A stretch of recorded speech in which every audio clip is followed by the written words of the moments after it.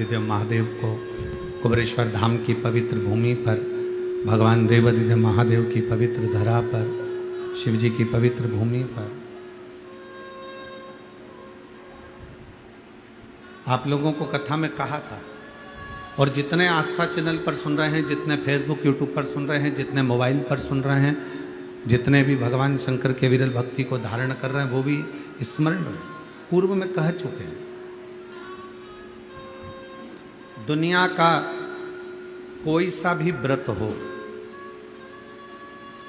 सोमवार, मंगलवार, बुधवार, गुरुवार, शुक्रवार, शनिवार, कोई सा भी व्रत हो, दुनिया का कोई सा भी व्रत हो, दुनिया का कोई सा भी यज्ञ हो, दुनिया का कोई सा भी अनुष्ठान हो, और दुनिया का कोई सा भी उपवास, व्रत, साधना, तप हो, उन सभी तप का फल, उन सभी व्रत का फल, उन सभी उपासना का फल, उन सभी यज्ञ अनुष्ठान मंत्र का फल अगर कोई देगा तो केवल एक देगा, वो देवादिदेव महादेव देगा, दूसरा नहीं दे सकता।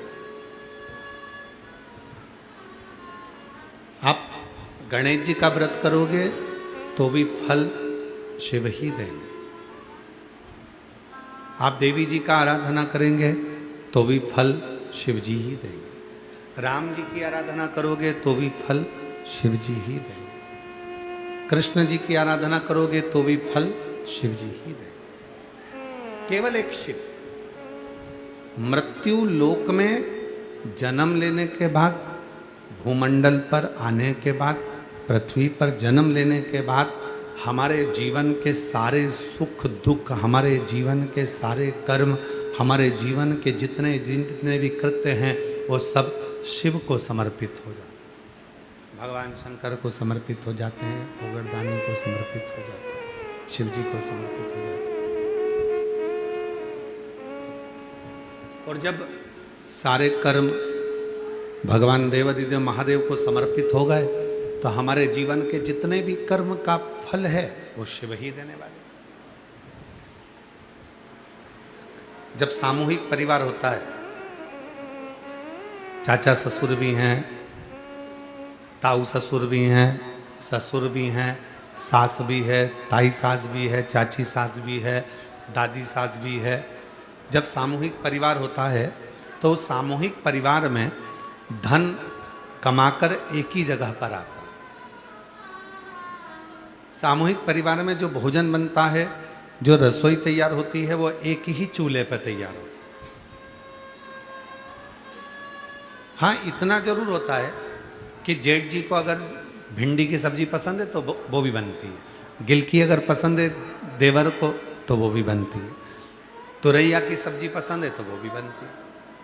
सब कुछ जिसकी जो पसंद का है कमाकर सब एक जगह पर लेकर आ रहे हैं, फिर जो जिसके पसंद का है वो सारा भोजन तैयार होता है, सारा सब तरह का भोजन तैयार हो गया, सारा भोजन तैयार हो गया। और अकेले रह रहे हो तो, अकेले रह रहे हो तो वही एक दाल बन जाएगी, सब्जी बन जाएगी, रोटी बन गया, चावल बन गया, अचार मिल गया, थोड़ा नमक मिर्ची जो भी लगता है वो तुमको प्राप्त हो जाए। पर सामूहिक में रह रहे हो तो सामूहिक में रहने पर आपको भिंडी की भी सब्जी मिल रही है, क्योंकि एक चाचा ससुर को ये पसंद है, एक को गिलकी की सब्जी पसंद है, एक को तुरई की सब्जी पसंद है, तो सारी तरह की सब्जी आपकी थाली में आ रही है। सामूहिक। अकेले में तो बस एक दाल और सब्जी, पर सामूहिकता है तो वो सब कुछ आ रहा, सब कुछ प्राप्त हो। उसी तरह बनेगा एक जगह, मिलेगा एक जगह, प्राप्त एक जगह होगा, सब कुछ एक जगह मिलेगा, हर चीज एक जगह पर मिल जाएगी, पर बनेगा सब। उसी तरह हमने राम कहा, हमने कृष्ण कहा, हमने शिव कहा, हमने दुर्गा कहा, हमने कुल देवी की भी आराधना करी, हमने अपने पितरों की भी आराधना करी, हमने सबकी साधना करी, तो भी फल एक ही जगह से प्राप्त होगा और वो शिव का दरवाजा है, देवाधिदेव महादेव का द्वार है, जहां से हमें फल की प्राप्ति हो जाती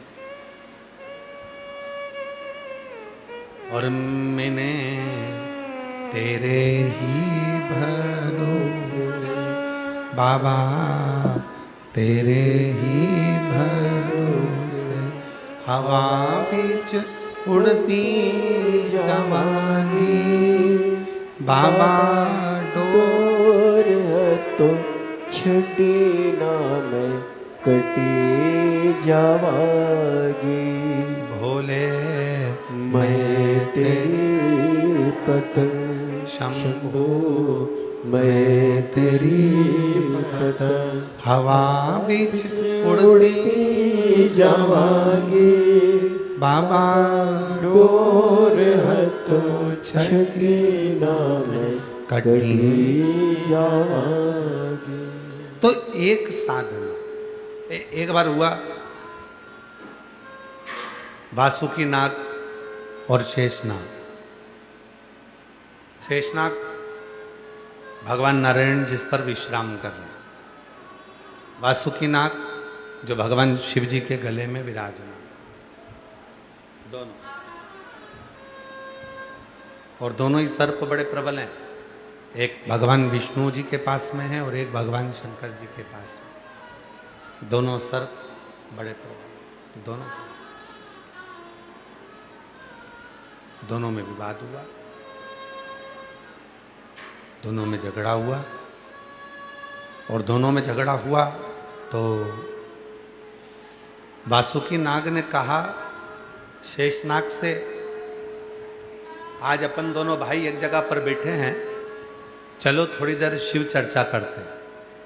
अब जो शंकर का भक्त है वो शंकर की चर्चा करने बैठा। तो शेषनाग कहता है कि मैं शिव की चर्चा क्यों करूं, मैं नारायण की चर्चा करूं। मैं शिव की चर्चा नहीं करूंगा, मैं नारायण की चर्चा करूंगा। अब शेषनाग जी नारायण की चर्चा करने में लगे, वासुकी नाग शिव जी की चर्चा करने में लगे। वासुकी नाग जो बोले वो शेषनाग नहीं सुने, और शेषनाग जो बोले वो वासुकी नाग नहीं सुने।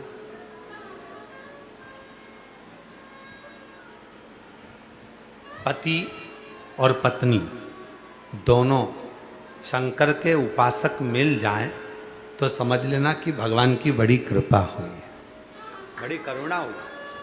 पति भी शंकर जी को लोटा भर के जल चढ़ाने वाला मिल जाए, धर्म पत्नी भी एक लोटा जल चढ़ाने वाली मिल जाए, पति भी शिव नाम जपने वाला मिल जाए और धर्म पत्नी भी शिव नाम जपने वाली मिल जाए, तो समझ लेना कि शिव जी की बड़ी कृपा हुई है, शंकर जी की बड़ी करुणा हुई है, शिव जी की बड़ी दया हुई है।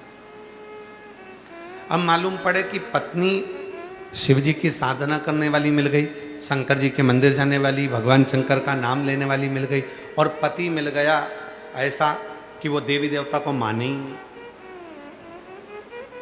वो ना राम जी को माने, ना कृष्ण जी को माने, ना शिव जी को माने, ना किसी देवता को माने, वो मानने को तैयार नहीं। फिर क्या करोगे? अब तुम कर रही हो कि चलो मेरे साथ पूजन में बैठ जाओ। 11 अगस्त को महाराज जी पूजन करा रहे हैं ऑनलाइन, चलो तुम मेरे साथ बैठो ऑनलाइन पूजन में। अब तुम पति को बिठा रही हो कि ऑनलाइन पूजन में तुम बैठ जाओ, और पति के मैं नहीं बैठूंगा, मैं मानता ही नहीं। अब करो तो करो क्या? तो शिव पुराण की कथा कह रही है उसको अपना करने दो और तुम अपना करो। वो कहते ना, आहों में असर होगा घर बैठे। आवाज सेट नहीं हो रही है, तुम्हारी आवाज बहुत बेकार ऐसा भर्रा रही है और पूरा एकदम। आहों में असर होगा घर बैठे बुलाएंगे, तुम रूठे रहो बोले हम तुम्हें मना लेंगे, तुम रूठे बैठे रहो बोले, हम तुम्हें मना लेंगे। हाँ हो में असर होगा, घर बैठे बुला लेंगे। अब शिव पुराण की कथा कहती है तुम अपना कर्म करो, उसको अपना कर्म करने दो। और जब तुम अपना कर्म करने लगोगे, तुम भजन करने लगोगे, शिव की आराधना साधना करने लगोगे, भगवान शंकर की अविरल भक्ति में तुम डूबने लगोगे, अगर तुम्हारी भक्ति श्रेष्ठ है, तुम्हारा भजन प्रबल है, तो निश्चित है एक दिन पति भी भले किसी को नहीं मानता, एक दिन तुम्हारे साथ बैठकर शिव महापुराण की कथा जरूर सुनेगा और शिव की साधना आराधना जरूर, ये निश्चित।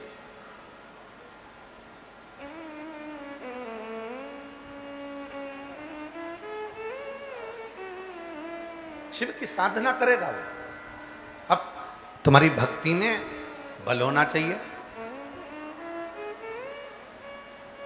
हमें स्मरण आ रहा है,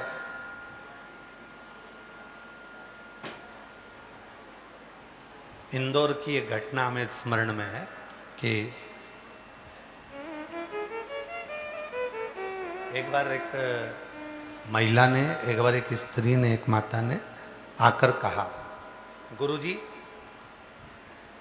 केवल एक सावित्री ही ऐसी थी जो सत्यवान के प्राण वापस लेकर आई थी। हमने कहा, जी जी तुम झूठ बोल रही हो, केवल स्त्री अकेली नहीं होती जो सत्यवान के प्राण वापस लेकर आ जाए। केवल एक स्त्री ही नहीं है जो सत्यवान के प्राण वापस लेकर आ। अगर दोनों में प्रेम है, स्नेह है, समर्पण है और भगवान शिव की दोनों अविरल भक्ति को धारण करते हैं, तो ये निश्चित है भगवान की कृपा होगी तो एक दिन सत्यवान भी सावित्री के प्राण वापस ला सकता है। अगर विश्वास प्रबल है तो, भरोसा दृढ़ है तो।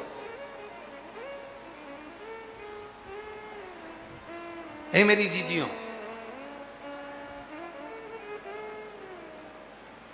कितना सुंदर लिखा है शिव महापुराण की उमा संहिता कहती है कि धर्म पत्नी जो दान करती है, जो पुण्य करती है, जो सत्कर्म करती है, जो व्रत करती है, जो उपवास करती है, जो साधना करती है, तो पति के खाते में भी जाता है, ससुराल के खाते में भी जाता है और मायके के खाते में भी जाता है, दोनों जगह जाता है।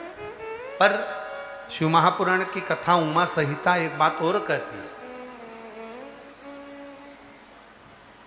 कोई पति यदि शिव की साधना कर रहा है, भगवान शंकर की आराधना कर रहा है, शिव की उपासना कर रहा है, तो उसका पूरा आधे हिस्सा धर्म पत्नी के खाते में चला जाता है।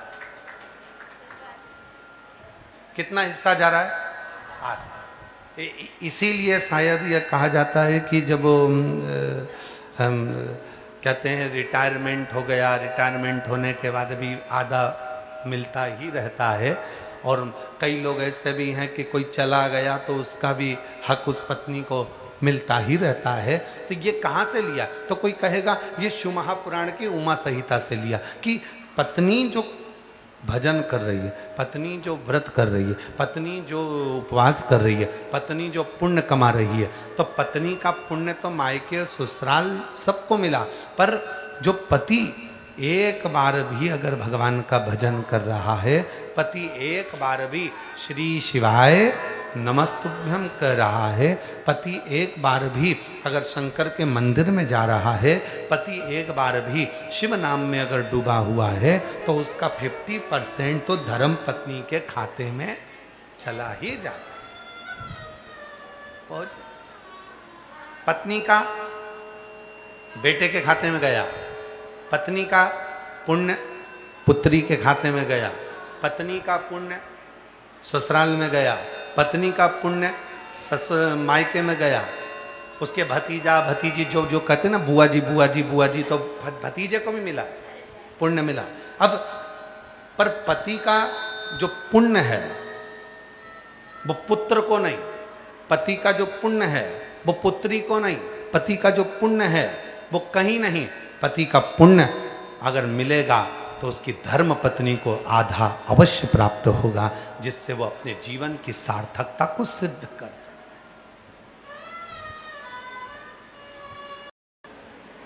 कोई ये कह दे कि केवल मैं कावड़ भरने आई हूं, मेरा पति नहीं आया, मैंने तो खूब कहा था उनसे, वो आए नहीं, मैंने तो खूब निवेदन करा था, उनसे तो उनकी दुकान ही नहीं छूटती, उनसे तो उनका काम ही नहीं छूटता, उनसे तो उनका व्यापार ही नहीं छूटता, उनसे तो घर ही नहीं छूटता। मत छूटने दो ना, उन्होंने तुम्हें तो मना नहीं कराना, तुमसे तो कह दिया टिकट करा दे रहा हूं। टिकट कराने तुम थोड़ी ना गई थी, टिकट पति ने कराया, बेटों ने कराया, परिवार वालों ने कराया।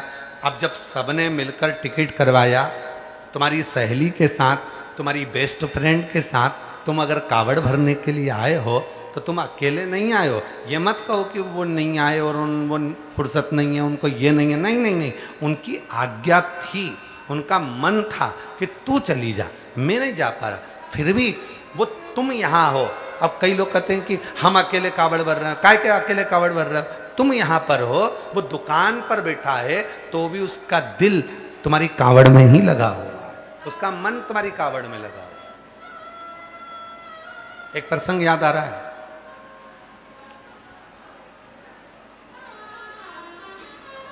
दो मित्र थे, दोनों का जन्मदिन एक ही दिन था और दोनों मित्रों ने विचार करा कि अपना जन्मदिन मनाना है अपने को, चलो अपन दोनों दर्शन करने के लिए घृष्णेश्वर चलते हैं,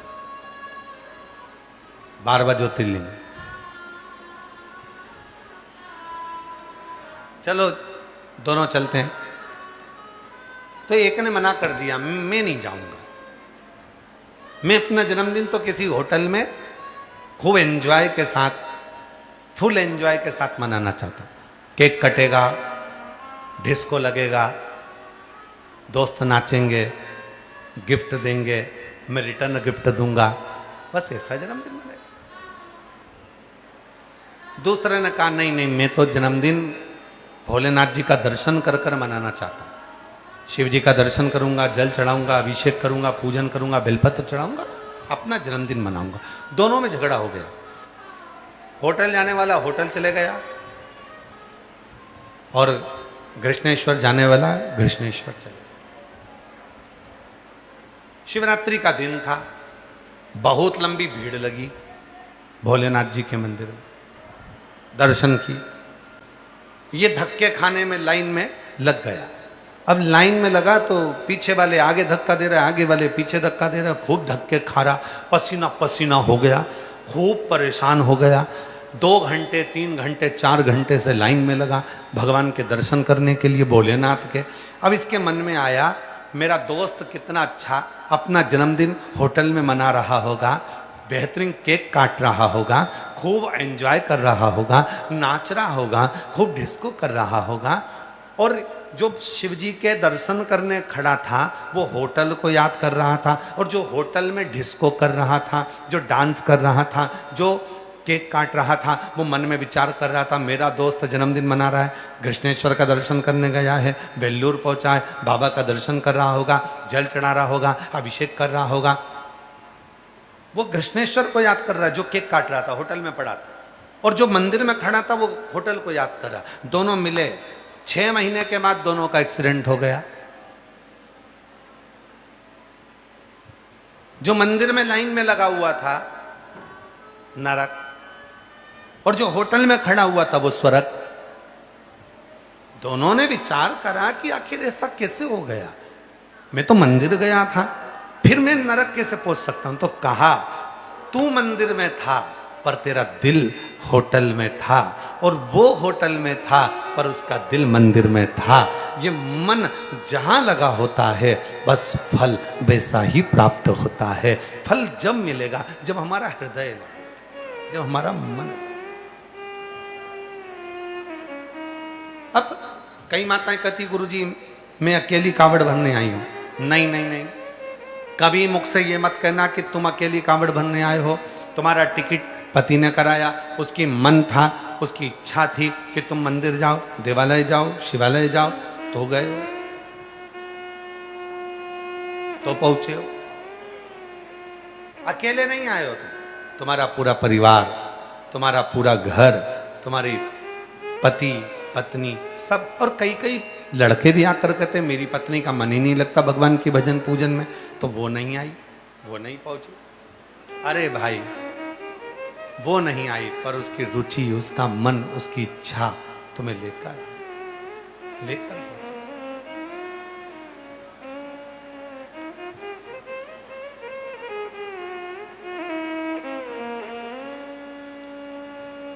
नैन लड़े त्रिपुरारी से मैं उनकी हो,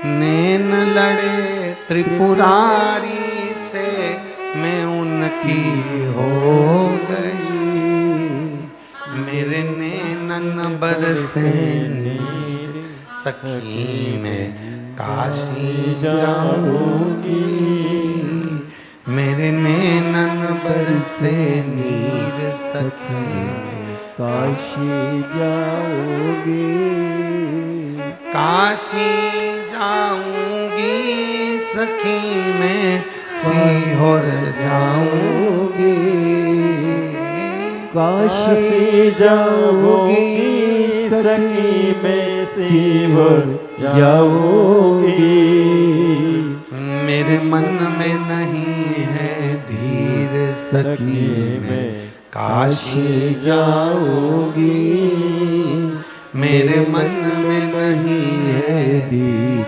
सखी में सीहोर जाऊंगी। तो ये विचार छोड़ दो कि मैं अकेली, ये विचार छोड़ दो कि मैं अकेला, तुम अकेले सीहोर नहीं आए हो, तुम अकेले जल चढ़ाने के लिए बाबा के धाम नहीं आए। जो दुकान पर बैठा है उसने भी अपना दिल, अपना मन, अपना हृदय तुम में लगा कर रखा। छोड़ो ये विचार। कई बार कोई पूजन ऐसी होती है, कोई पूजन ऐसी होती है जिसमें पत्नी कई बार अकेली पूजन में बैठ जाती है।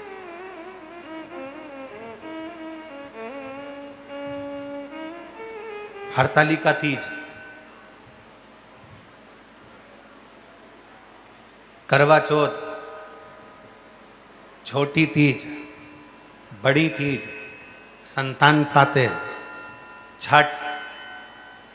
अब आप लोग तो ना जाने कहाँ से आए हो, तो हमको तो नहीं मालूम कि तुम्हारे उधर कौन सी पूजन होती है, पर कोई पूजन ऐसी होती है कि पति दुकान पर रहता है, अपने काम में लगा रहता है, पत्नी अपना चुंदड़ी मुंदड़ी पहनकर अपना श्रृंगार कर उस पूजन में बैठ जाती है और अपने हिसाब से वो पूजन कर लेती है। छोटी पूजन घर में जो छोटी सी पाटा माटा लगाकर अपने हिसाब से वो कर लेती। अब ऐसे तो शास्त्र कहता है कि पूजन करने बैठो तो पति को साथ में रखो, और पति पूजन करने बैठे तो धर्म पत्नी को साथ रखो। अब उस पूजन में तो तुम अकेली बैठी हो। जो छोटी पूजन तुम्हारे घर में उद्यापन की पूजन कोई करती हो, कोई करवा चौथ का पूजन कर रही हो, कोई पंचमी का कर रही हो, कोई छठ का कर रही हो, कोई तीज का कर रही हो, कोई दूज का कर रही हो, कोई भी पूजन तुम करती हो घर के अंदर, कोई दीवार पे बनाकर करती हो, कोई पाटे पे बनाकर करती हो, तो जो पूजन तुम कर रही हो तुम तो अकेली कर रही हो, अकेली। फिर उस पूजन का फल जो तुम अकेली बैठकर कर रही हो वो मिलेगा कि नहीं मिलेगा? तो शिव महापुराण में स्वयं भगवान श्री महेश से माता उमा जी ने पूछा था, जब नारी अकेली पूजन करने बैठेगी, मान लो कोई पूजन ऐसी है जो अकेली कर रही है, हरतालिका तीज कर रही है, करवा चौथ कर रही है, तीज कर रही है, छठ कर रही है, पंचमी कर रही है, दूज कर रही है, उस पूजन का फल स्त्री को प्राप्त होगा कि नहीं होगा? तब शिव जी ने कहा, भगवान महेश बोले, सुनो पार्वती, जब कोई स्त्री अपने घर के आंगन में, अपने घर के क्यारे में, अपने घर के अंदर बैठकर जब कोई भी पूजन भले अकेली भी करती है या मंदिर के अंदर बैठकर कोई भी पूजन अकेली करती है या यज्ञ मंडप में बैठकर भी कोई पूजन अकेली भी करती है तो वो पूजन अकेली नहीं मानी जाती, वो दोनों की जोड़े से ही मानी जाती, दोनों की जोड़े से मानी जाती। क्यों? ये सिर पे पल्लू रखा, काय के लिए रखा? क्या है ये पल्लू? पल्लू है क्या? ये तो साड़ी का एक पल्लू हमने हमारे सिर पर रख लिया, तो है क्या? तो कहा ये सिर पर जो पल्लू रहता है ये हमारे ससुराल के, हमारे पूर्वजों का, हमारे पितरों का, हमारे घर के कुल देवी देवता का हमारे ऊपर आशीर्वाद रहता है। तो मान लो घर के अंदर कभी कभी सिर पे से पल्लू खसक जाता है तो क्या उनका आशीर्वाद समाप्त हो जाता है? नहीं। कहा जिस घर के अंदर पितरों की पूजन, जिस घर के अंदर कुल देवी देवता की पूजन, जिस घर के अंदर भगवान शिव की आराधना साधना, तुलसी का क्यारा या भगवान शंकर की आराधना साधना होती है, उस घर की छत के नीचे कहीं पर भी पूजन कर लो, उसका फल अकेले प्राप्त नहीं होता, पति के साथ ही प्राप्त होता है, पुण्य फल प्राप्त होता है। वो पूजन अकेली नहीं मानी जाती। हाँ, खुले आसमान में अगर कोई पूजन कर रहे हो तो उसका फल, इसलिए कहा कि खुले आसमान में भी पूजन करना तो सिर पे पल्लू डालकर करना। सिर पे पल्लू डालकर क्यों? हमारे पूर्वज हमारे साथ हैं, हमारी कुल देवी हमारे साथ हैं, हमारे पति देव हमारे साथ में हैं, हमारा पूरा पितृदेव, आहूत देव, वासुक देव, ये सारे देवता हमारे साथ में विराजमान है। इसलिए सिर पे पल्लू डालकर माताएं अपनी पूजन साधना आराधना करती, भजन करती।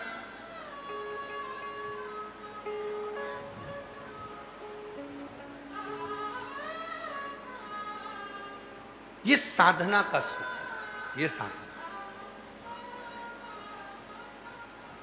महाराज, मैंने तेरे ही भरोसे बाबा तेरे ही भरोसे हवा विच उड़ती जावांगे बाबा, डोर हथों छड़ी ना मैं कटी जावांगी।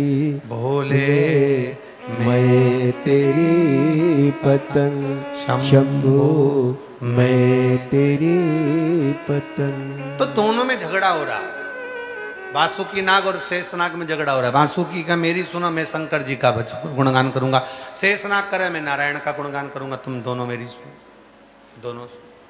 दोनों ना सुनो,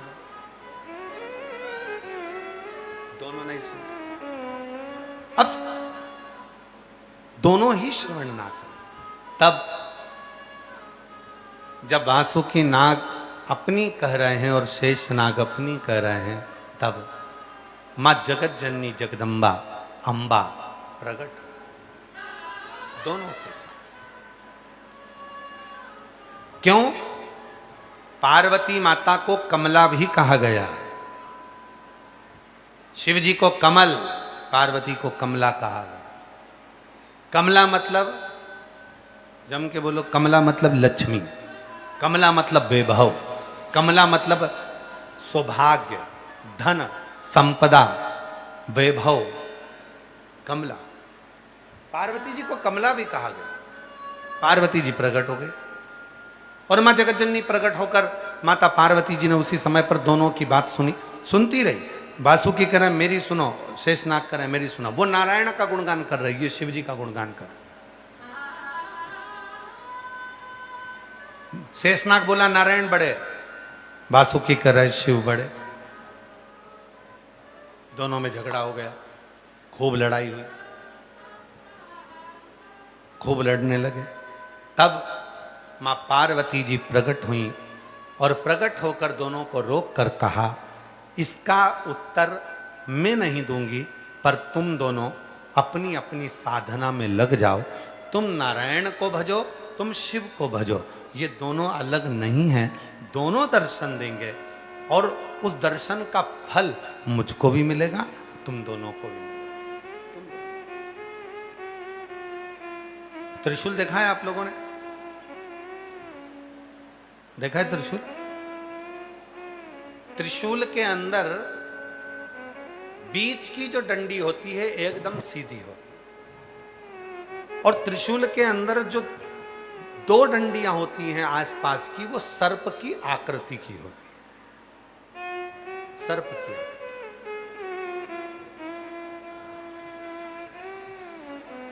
या रखा हो सत्यम जी, सामने एक त्रिशूल रखा होगा, जरा लेकर आ। छोटा त्रिशूल हो या बड़ा त्रिशूल हो, से लेकर रखा। हाँ, यहां भी दिख रहा है, ठीक है। तो बीच की जो डंडी होती है त्रिशूल की, वो एकदम सीधी है, और जो आसपास की जो दो डंडियां हैं वो आड़ी टेढ़ी है, दोनों आड़ी टेढ़ी।